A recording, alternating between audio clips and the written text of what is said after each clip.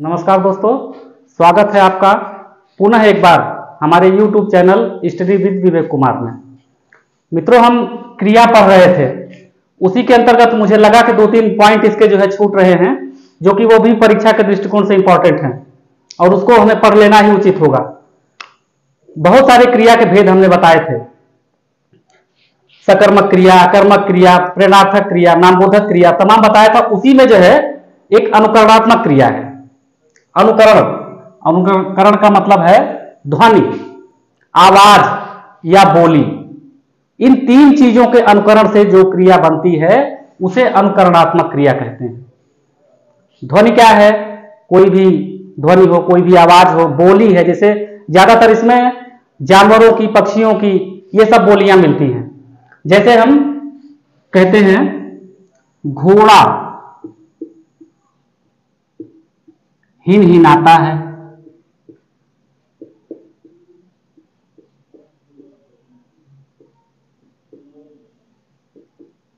ठीक, घोड़ा हिनहिनाता है।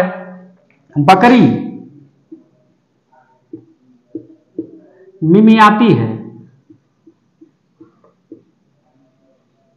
मिमियाती है। या ऐसे भी कह देंगे क्या बकरी की तरह से मिमिया रही है, कहते हैं ना।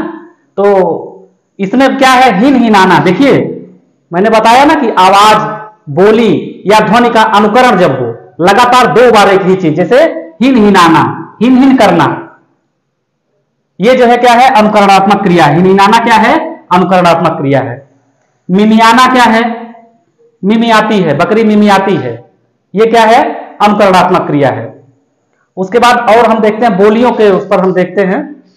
जैसे कहते हैं दिल धक धक करता है, धक धक कर रहा है, कर रहा है। अब धक धक क्या है? धक धक कर रहा है। धक धक करना क्या मतलब है? इसका मतलब सीधे है अनुकरण। ये देखिए, धक धक 2 बार है ना, अनुकरण हो रहा। जहां अनुकरण होगा और उससे जो क्रिया बनेगी, धकधकाना। धक धक करने का मतलब क्या है? दिल धकधका रहा है। ऐसे कर दे इसको, अगर हम दिल धकधका रहा है, ठीक, तो ये धकधकाना क्या है? ये अनुकरणात्मक क्रिया है। क्रिया तो है, लेकिन कैसी क्रिया? क्योंकि अनुकरण हो रहा है। अनुकरण जब होगा तो अनुकरणात्मक क्रिया होगी। जैसे कहते हैं बुढ़ा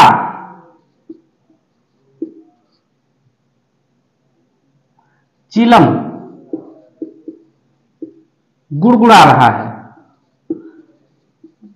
गुड़गुड़ा रहा है। अब गुड़गुड़ाना क्या है? गुड़गुड़ करना।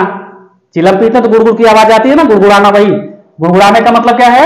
यह अनुकरण हो रहा है, एक अनुकरणात्मक क्रिया है। बहुत सारे शब्द हैं।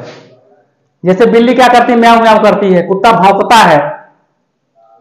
गाय जो है रंभाती है। भैंस चुकरती है। चुकरने का मतलब चों चों करना। रंभाने का मतलब बा बा करना। ये सब क्या है? ये मतलब जो है घोड़ा हिनहिनाता है। जो पशु पक्षियों की आवाज है उसमें जहां 2 बार लगे कि एक ही आवाज जो है वो 2 बार आ रही है, अनुकरण कर रही है एक आवाज दूसरी का, तो वो क्या है? अनुकरणात्मक क्रिया है। ठीक, मुझे लगता है कि समझ में तो आ ही रहा होगा आपको। और ये अनुकरणात्मक क्रिया बड़ी इंपॉर्टेंट है। एक लाइन दे देगा, पूरा 4 विकल्प दे देगा, इसमें पूछेगा कौन सी क्रिया अनुकरणात्मक है, अथवा पूछ लेगा कौन सी क्रिया अनुकरणात्मक नहीं है। और इसमें एक चीज और है, एक प्रेरणार्थक क्रिया मैंने बताई थी। प्रेरणार्थक क्रिया में निश्चित जानिए, जब कर्ता खुद काम ना करके किसी से प्रेरणा देकर के काम करवाए तो वह जो है प्रेरणार्थक क्रिया होती है निश्चित रूप से। अनुकरणात्मक और प्रेरणार्थक क्रिया जो है लगभग एक ही साथ की क्रिया है। वो उत्पत्ति के आधार पर जो मैंने बताया था उसी के अंतर्गत आएगा। दूसरा देख लेते हैं सहायक क्रिया क्या है। ये हो गया। इसके बाद बचता क्या है? सहायक क्रिया। सहायक क्रिया वो है कि जो क्रिया के अर्थ को पूर्ण और स्पष्ट कर दे, पूरा कर दे और उसको स्पष्ट भी कर दे। जैसे क्या है?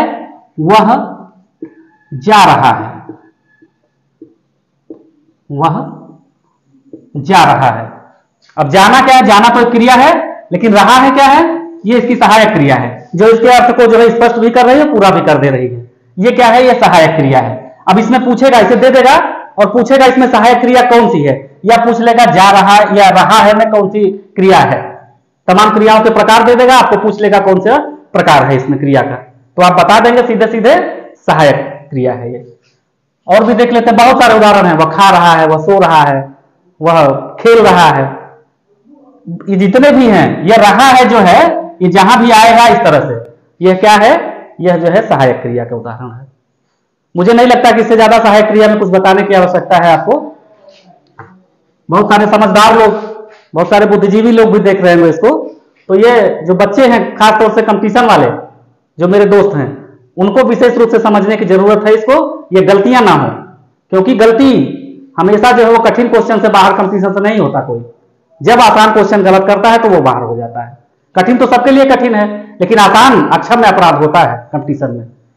अगला देख लेते हैं पूर्वकालिक क्रिया। पूर्वकालिक क्रिया क्या है?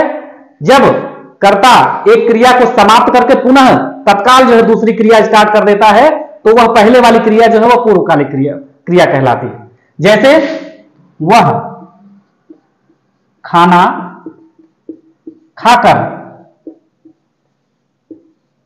सो गया। दो तो क्रिया हुई ना, एक तो खाना खाकर और दूसरा सो गया। अब ये खाना खाकर सो गया जब, तो एक तो पहले कर दिया उसने, खाना खा लिया पहले, और बाद में क्या किया उसने? बाद में क्या किया? सो गया। तो जो पहली वाली क्रिया है ये पूर्वकालिक क्रिया है। पूर्वकालिक मतलब पहले समय में जो क्रिया बीती है वह पूर्वकालिक क्रिया कहलाती है। वह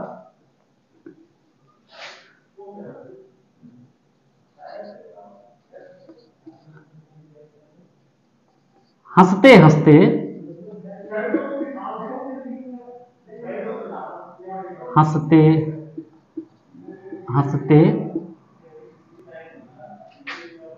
रोने लगा।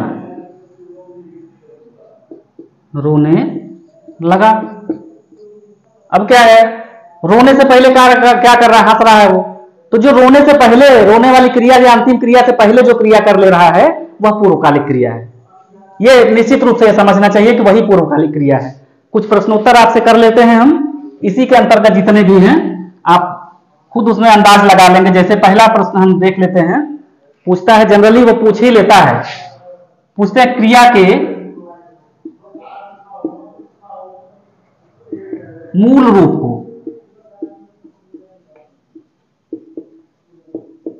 क्या कहते हैं?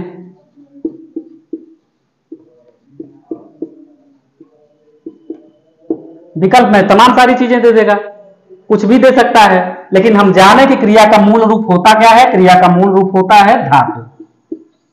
यह प्रश्न जरूर सामान्यतः लगभग ये प्रश्न जो है ये पूछ ही लिया जाता है। इसके बाद आपको सकर्मक क्रिया पूछ लेगा, आकर्मक क्रिया पूछ लेगा क्या है। उसके बाद कोई क्रिया विशेषण और संज्ञा से जोड़ करके जो क्रिया बनती, मैंने बताया था नाम धातु होता है, वो पूछ सकता है इनमें से नाम धातु क्रिया कौन सी है। या फिर जो मैंने अभी बताया, तत्काल मैंने बताया कि जो है इनमें से कौन सी क्रिया जो है वह अनुकरणात्मक है, कौन सी क्रिया पूर्वकालिक है, या कौन सी क्रिया सहायक क्रिया है। ये जितने भी प्रश्न बनते हैं इस पर जो है कभी मैं अभी जल्दी ही मैं प्रयास कर रहा हूं कि मतलब कम से कम 50 क्वेश्चन बनाऊं मैं, और बना करके उसको लंबा समय लेकर के थोड़ा सा वीडियो में बनेगा और उसको मैं बताने का प्रयास करूंगा आपको। एक इसमें से और है लेकिन वो इसके अंतर्गत आता नहीं, इसलिए मैं बता नहीं रहा हूं अभी। क्रिया जुड़ा रहता है इसलिए शंका होती क्या है ये? क्रिया विशेषण। क्रिया विशेषण, क्रिया विशेषण क्या है?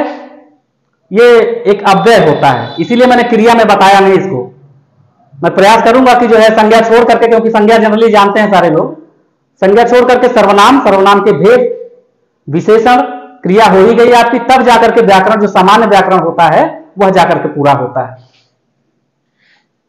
क्रिया विशेषण थोड़ा सा बता ही देते हैं, जब शुरू कर दिया थोड़ा सा बता देते हैं, लेकिन इसके बाद फिर जब हम लेकर के आएंगे विशेषण स्पेशल, जब हम पढ़ाएंगे अव्यय स्पेशल पढ़ाएंगे। ये क्रिया विशेषण एक अव्यय है, ये जानिए कुछ नहीं है। क्रिया विशेषण अव्यय होता है, ये अव्यय का प्रकार होता है, ये ना कि क्रिया का, ना कि विशेषण का। दे दिया क्रिया विशेषण है क्या? वास्तव में क्रिया विशेषण अव्यय है। जैसे राम, धीरे धीरे चलता है। बात समझ गए ना? अब चलता तो है, ठीक, चलना क्रिया है, एकदम सही बात है, लेकिन धीरे धीरे ये क्या है? ये एक समस्या है। धीरे धीरे मतलब यह जो क्रिया की विशेषता बताए, संज्ञा या सर्वनाम की विशेषता बताए तो विशेषण होता है, लेकिन जो क्रिया की विशेषता बताए वह क्या होता है? वह क्रिया विशेषण होता है। तो मित्रों, मैंने ये क्रिया विशेषण बताया कि वह जो क्रिया की विशेषता बताए वह क्रिया विशेषण होता है। जो संज्ञा सर्वनाम की विशेषता बताए केवल विशेषण होता है। मैंने बताया यह क्रिया है चलना, और उसकी विशेषता क्या है? धीरे धीरे, और धीरे धीरे क्या हो गया है? ये क्रिया विशेषण। मित्रों, उम्मीद करता हूं कि समझ में तो आ ही गया होगा आपको। इससे देख करके बहुत परेशान मत होइएगा आप। क्योंकि जब मैं सर्वनाम, विशेषण और अव्यय बताऊंगा तो उसी के अंतर्गत ये आ जाएगा, उसको मैं बता दूंगा अलग से। बहुत बहुत धन्यवाद।